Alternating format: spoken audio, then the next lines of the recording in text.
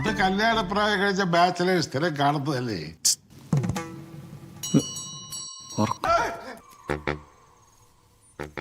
നീ ആരെയും നോക്കുന്നു? മൂല തണുത്തക്കാറ്റുണ്ടല്ലേ? ഓം ക്രീം സ്ഫുര.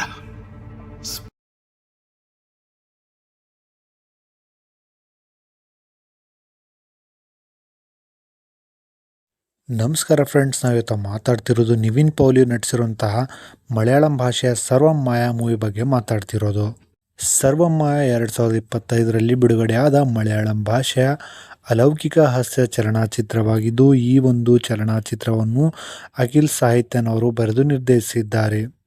ಫೈರ್ ಪ್ಲೇ ಫಿಲ್ಮ್ಸ್ ನಿರ್ಮಿಸಿದ ಈ ಒಂದು ಚಲನಚಿತ್ರದಲ್ಲಿ ನಿವಿನ್ ಪೌಲಿ ಅವರು ಪ್ರಮುಖ ಪಾತ್ರದಲ್ಲಿ ಕಾಣಿಸ್ಕೊಂಡಿದ್ದಾರೆ ಮತ್ತು ರಿಯಾ ಶಿಬು ಶೀರ್ಷಿಕೆ ಅಥವಾ ಮೇನ್ ಟೈಟಲಲ್ಲಿ ಕಾಣಿಸ್ಕೊಂಡಿದ್ದಾರೆ. ಅದರ ಜೊತೆಗೆ ಅರ್ಜುನ್ ವರ್ಗೀಸ್, ಜನಾರ್ದನನ್ ಮತ್ತು ಪ್ರೀತಿ ಮುಕಂದನ್ ಅವರು ಸಹ ಈ ಒಂದು ಚಲನಚಿತ್ರದಲ್ಲಿ ನಟಿಸಿದ್ದಾರೆ.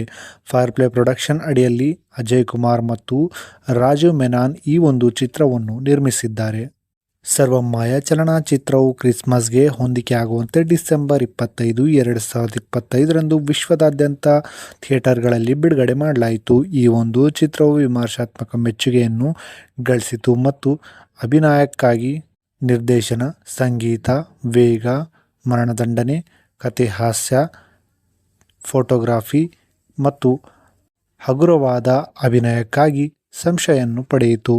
ಇದು 2025ರ 4ನೇ ಅತಿ ಹೆಚ್ಚು ಗಳಿಕೆಯ ಮಲಯಾಳಂ ಚಲನಚಿತ್ರ ಮತ್ತು ಸಾರ್ವಕಾಲಿಕ ಅತಿ ಹೆಚ್ಚು ಗಳಿಕೆಯ ಮಲಯಾಳಂ ಚಲನಚಿತ್ರವಾಗಿ ಹೊರಹೊಮ್ಮಿದೆ.